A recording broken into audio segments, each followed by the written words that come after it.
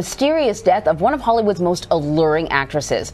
Natalie Wood allegedly drowned in 1981, and her death was originally ruled an accident. The physical evidence, what the autopsy revealed. For decades, the death of Natalie Wood was framed as a tragic accident, a story so simple it seemed almost inevitable in its clarity. Hollywood's golden girl, a brilliant and beloved actress, was said to have slipped from the deck of her yacht. I've always been terrified, still am, of water, dark water, seawater. The Splendor, into the cold, dark waters off Catalina Island on a November night in 1981. It was a narrative that fit the public's expectations. A glamorous life cut short, a shocking but ultimately explainable accident, a random twist of fate that left fans mourning. I went down below and she wasn't there. And the dinghy was gone, and I looked around for her and I didn't know where she was. Yet satisfied that nothing darker was at play. Authorities accepted this version, and the media faithfully relayed it. Last week, we reported the bombshell news that Robert Wagner has been named a person of interest in the death of his wife, legendary actress Natalie Wood. On the surface, it was an uncomplicated story of tragedy. Yet beneath that surface, subtle details in the physical evidence quietly contradicted the tidy explanation. As the years passed and forensic science advanced, a far more disturbing story began to emerge. One that suggested Natalie Wood's death was anything but a simple mishap.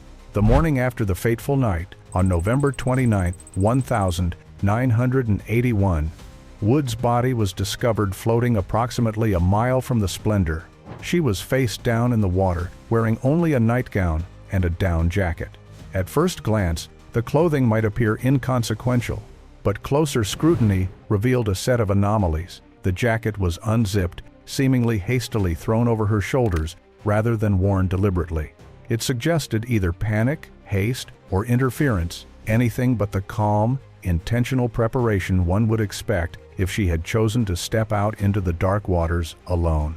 The nightgown was similarly ill-suited for any voluntary excursion. Taken together, her clothing implied that she had not intended to venture into the water under her own volition. Initial reports claimed that Wood had gone to adjust the yacht's dinghy, which had been banging against the hull, disturbing her sleep.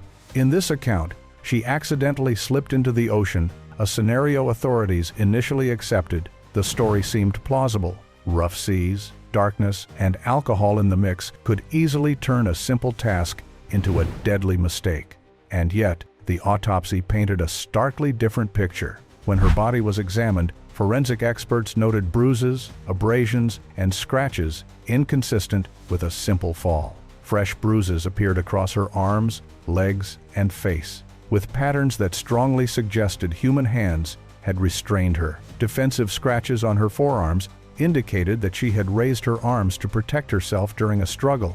Broken fingernails suggested a frantic attempt to grab or claw at something, yet there was no evidence that she had grasped the side of the yacht or the dinghy. No traces of wood, fiberglass, or rope that might have been present if she had been holding on during a fall. Further complicating the narrative was her blood alcohol content. While Wood had consumed alcohol, it was not enough to impair judgment or coordination significantly.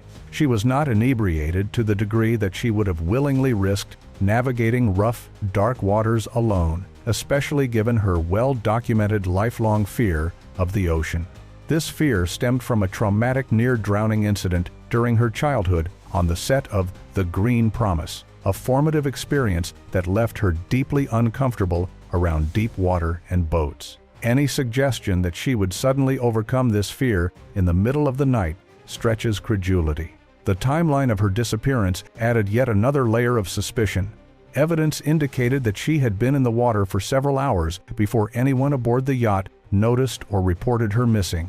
This delay, coupled with her fear of water, was difficult to reconcile with the accidental drowning theory. How could someone with a documented phobia simply decide to wander off into the dark, rough ocean alone? And why did no one act immediately to search for her when she was absent for hours? Even at the time, these inconsistencies went largely unaddressed, but in retrospect, they were crucial clues that the initial explanation was incomplete and misleading. Decades later, when forensic experts revisited Wood's case, the evidence took on even greater significance. Bruises on her wrists and forearms were consistent with restraint. Defensive wounds indicated she had raised her arms to protect herself from blows. These injuries, combined with scratches and broken fingernails, painted a picture that contradicted the notion of an accidental slip. Rather than portraying a woman who had merely fallen into the water, the physical evidence suggested a violent confrontation preceded her death. Each bruise, scratch, and broken nail became a testament to a struggle that went unnoticed or unacknowledged at the time. The more closely the evidence was examined, the more implausible the accidental narrative appeared. Could someone fall accidentally and sustain such patterned injuries? Could a woman with a profound fear of deep, dark water voluntarily climb into a dinghy alone at night and disappear into the ocean without anyone noticing? The physical evidence alone, bruises consistent with restraint, defensive scratches, broken nails, and the state of her clothing, challenged the public story. Even the original autopsy, though less definitive at the time, planted the seeds of doubt, laying the groundwork for decades of speculation. The patterns of injury, the sequence of events, inferred from forensic analysis, and the inexplicable delays all pointed to a scenario far darker than the official account suggested. Viewed collectively, these details suggest that Natalie Wood's death was not a simple accident, but the result of circumstances that involved more than mere misfortune. The physical evidence revealed a disturbing alternative: a struggle, a confrontation, and a series of events that the public had been shielded from for decades. The simple narrative of an accident, a Hollywood star slipping and drowning, no longer held up under scrutiny. The injuries, the timeline, the clothing, and her documented fears all combined to tell a story far more sinister, one that would remain buried until investigators and historians began to piece together the overlooked details. The truth hinted at a violent confrontation and a death that was anything but accidental, revealing a chapter in Hollywood history that was darker, more complex, and far more tragic than the story the world had been told for so many years. Robert Wagner's shifting accounts. Robert Wagner, Natalie Wood's husband, has always occupied a central, controversial role in the story of her tragic death. From the very beginning, Wagner was not only a primary witness, but also the person whose statements effectively shaped the public narrative of that night aboard the yacht, Splendor. For decades, his versions of events have been scrutinized, challenged, and revised repeatedly, each iteration raising new questions about what really happened on that November evening in 1981. The evolution of his accounts has become one of the most significant and puzzling aspects of the case, illustrating how personal interests, human behavior under stress, and public image can influence the telling of events, even those involving death. In the immediate aftermath of Natalie's disappearance, Wagner presented a seemingly straightforward story to authorities. He claimed that he had been below deck, watching television, while the evening unfolded above.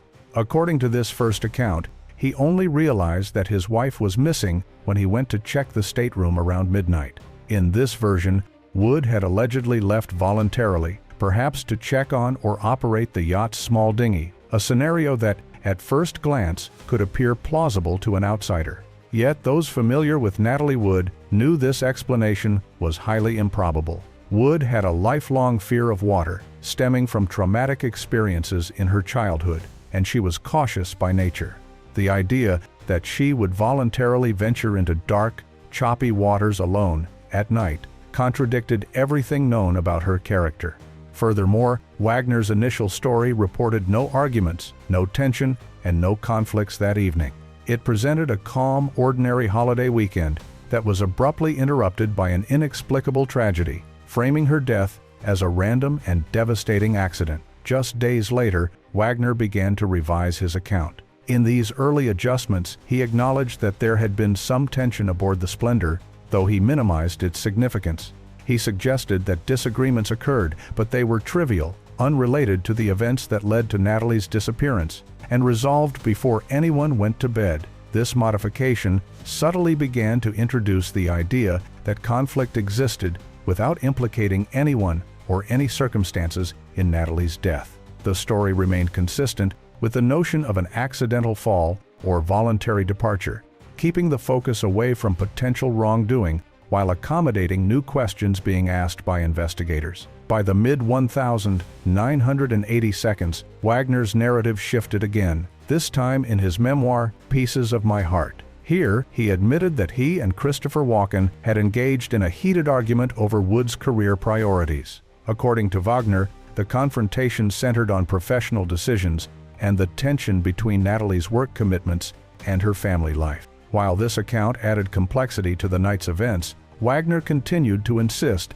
that these disagreements had no connection to the tragic outcome. He framed the conflict as part of normal interpersonal dynamics aboard a yacht, failing to address the possibility that emotional tension could escalate into physical confrontation. Years later, Wagner further revised his story, offering the most dramatic alteration to date. He admitted that he had argued directly with Natalie Wood that night and expressed jealousy over her interactions with Walken, details conspicuously absent from his earlier statements. This admission painted a night far more fraught with emotion than the initial account suggested. Investigators and observers have noted that each revision in Wagner's story added previously unmentioned conflict while maintaining the assertion that he bore no responsibility for what followed. This pattern is often referred to by law enforcement professionals as distancing behavior, a psychological and behavioral tendency where an individual gradually admits potentially incriminating information while continuing to assert personal innocence. It is a method of controlling narrative exposure, slowly integrating unavoidable facts while attempting to maintain plausible deniability.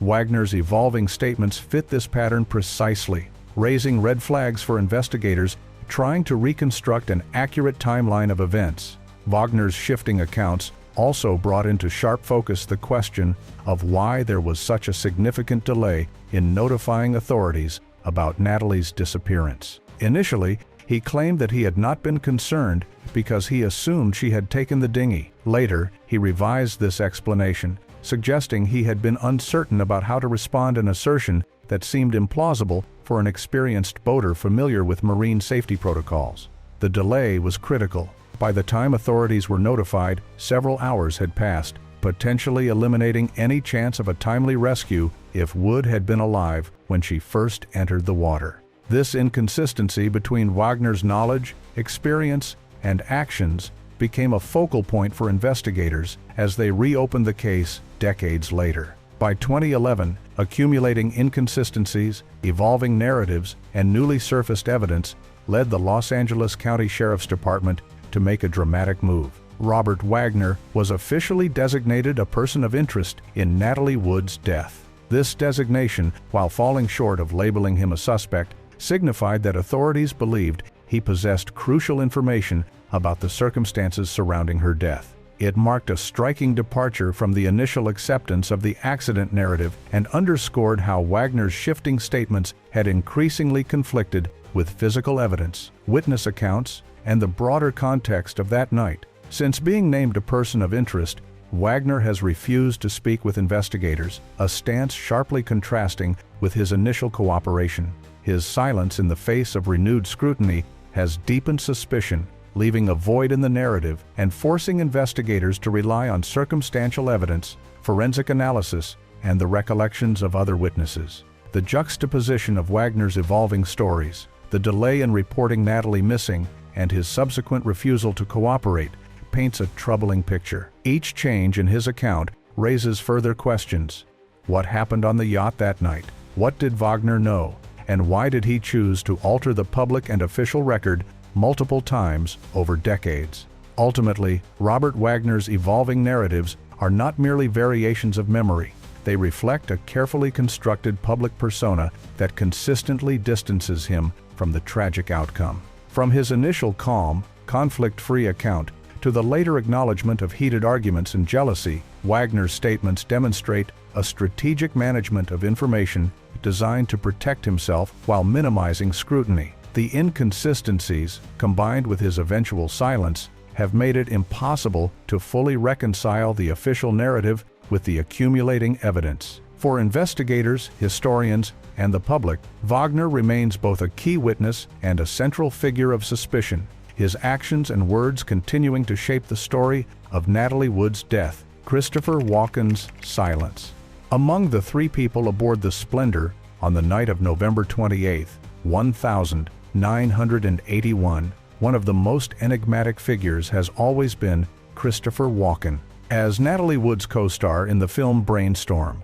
Walken had been invited for the holiday weekend by Wood and her husband, Robert Wagner. His presence on the yacht was beyond dispute, but the role he played in the tragic events of that night and what he truly witnessed has remained shrouded in silence for more than 4 decades. Despite being physically present during the moments that led up to Wood's death, Walken has provided almost no substantive information to investigators, leaving critical gaps in the public understanding of the case. His initial statement to authorities was notably minimal. He claimed that he had gone to bed early in the evening and had neither witnessed nor heard anything unusual during the hours leading up to the tragedy. At first glance, this might appear to be a routine observation, but for someone present during a death under mysterious circumstances, the brevity of this statement is remarkable.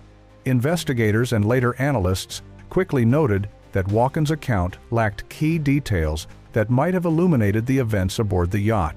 He offered no descriptions of interactions between Wagner and Wood, no sense of the tension that would later be suggested by other accounts, and no indication of the emotional or physical state of those involved. In essence, Walken's statement functioned as a void in the narrative, a refusal or inability to fill in information that could have clarified what happened on the Splendor. This void became particularly conspicuous when compared to the other 2 survivors.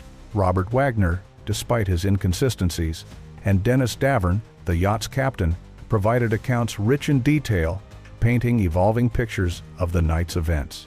Walken, by contrast, became the silent third party, a locked witness whose testimony could have either corroborated or contradicted these narratives, but instead remained inaccessible.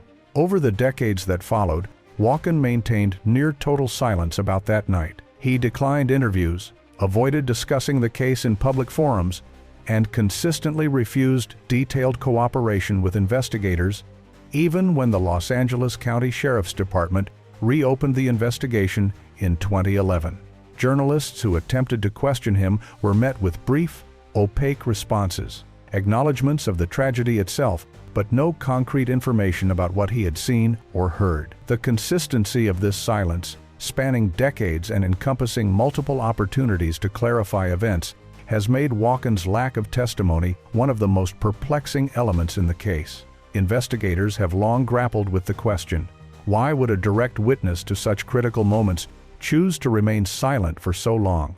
Several theories have emerged to explain Walken's reticence, and each offers a different lens through which to interpret his silence. One theory posits that legal counsel advised Walken to avoid any statements that might inadvertently implicate him in a potential criminal investigation. The mere presence of Walken during the final hours of Wood's life, coupled with evolving evidence suggesting a potential altercation or physical struggle, could have positioned him as someone whose statements carried significant legal risk. In this scenario, the silence is tactical, a protective measure designed to avoid self-incrimination in a case that might one day result in criminal charges.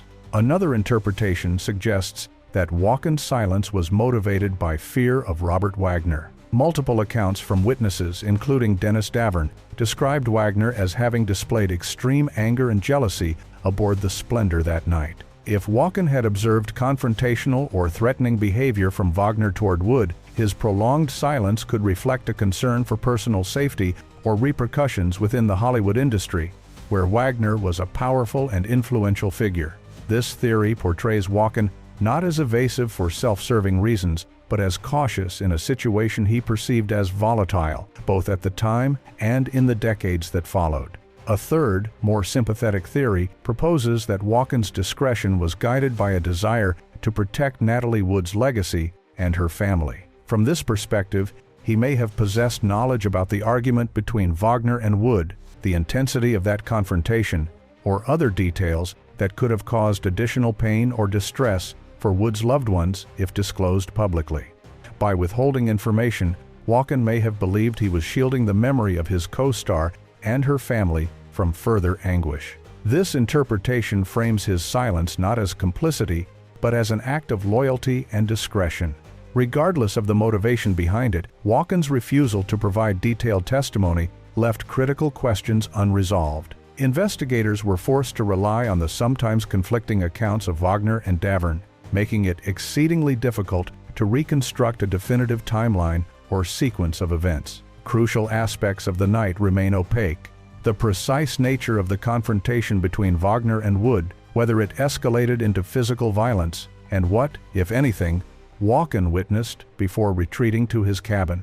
His silence has perpetuated uncertainty and speculation, keeping the case in the public eye while simultaneously frustrating efforts to achieve closure. The impact of Walken's silence extends beyond the technicalities of the investigation. It highlights the challenges inherent in reconstructing events where multiple witnesses with varying motivations and loyalties are involved. While Wagner's accounts evolved over time and Davern's testimony dramatically shifted after decades of silence, Walken's unwavering reticence represents a stark contrast. His position as an ostensibly neutral figure, neither married to Wood nor professionally bound to Wagner, makes his continued silence all the more significant. The fact that one of only 3 surviving witnesses has remained essentially mute for decades underscores the complexities of truth, memory, and accountability in cases involving power, influence, and tragedy. In the larger narrative of Natalie Wood's death, Walken's silence has functioned as both a shield and a barrier. It shields him from legal or social scrutiny, yet it simultaneously obstructs a full understanding of what transpired aboard the Splendor. His reticence is emblematic of the unresolved nature of the case itself, a single, consistent void amidst evolving and often contradictory accounts. Until Walken's perspective is fully articulated, the story of that night will remain incomplete, reliant on interpretation. Davern himself addressed these concerns, claiming that he had initially been intimidated by Wagner's power and influence in Hollywood, and had carried the burden of complicity silently for decades. He suggested that the passage of time allowed him the moral clarity to come forward with what he believed was the truth, despite the risks to his reputation and relationships. Supporting the credibility of Davern's revised testimony are the ways it aligns with independent evidence. Forensic analysis of Wood's bruises and scratches, much of which had been revisited decades later with modern techniques, indicated patterns consistent with human restraint rather than accidental injury. Neighboring boaters reported hearing a woman's voice in distress that corresponded with the time of the altercation, corroborating Davern's assertion that the argument had escalated and that Wood may have been struggling or calling for help before she entered the water. Even details such as the timeline of the delayed search and Wagner's behavior during the critical hours match patterns described by Davern, adding a degree of corroboration to his account. Perhaps most importantly, Davern's testimony was instrumental in prompting the Los Angeles County Sheriff's Department to reopen the case after 30 years. The decision to re-examine Wood's death was virtually unprecedented, reflecting law enforcement's assessment that the new information was credible enough to warrant a thorough reinvestigation. By challenging the long-standing accident narrative, Davern's account shifted the conversation about Wood's death from tragic misfortune to potential homicide, introducing the possibility that her death resulted from an altercation, followed by human inaction that compounded the danger she faced. In retrospect, Davern's decision to finally speak out altered the course of the investigation and reshaped public understanding of the events aboard the Splendor. His testimony explained previously unresolved anomalies, introduced a plausible alternative sequence of events, and reframed the legal and historical record. While debate over motives and accuracy continues, the significance of his revelations is clear. For the first time in decades, the narrative of Natalie Wood's death was no longer dictated solely by the versions provided by Wagner and Walken. The captain's voice, once silent and obedient, became a defining element in the pursuit of truth, bringing clarity to a case long shrouded in mystery and mistrust. Reopened investigation and Lana Wood's advocacy. In 2011, 30 years after Wood's death, the Los Angeles County Sheriff's Department reopened the investigation, incorporating Davern's testimony, new witness statements, and modern forensic analysis. The autopsy review revealed that many bruises occurred before Wood entered the water, contradicting the accidental fall narrative. Defensive wounds, broken fingernails, and the unusual condition of her clothing indicated a physical altercation and possible restraint. The 4-hour delay in reporting her disappearance, combined with eyewitness reports of cries for help, made the accident explanation increasingly implausible. Lana Wood, Natalie's younger sister, has been a relentless advocate for truth over 4 decades. She has consistently argued that her sister's death was not accidental, emphasizing Natalie's lifelong fear of dark, deep water and her concerns about Wagner's jealousy and temper. Lana maintained that Natalie was unhappy in her second marriage and may have been planning to leave Wagner at the time of her death.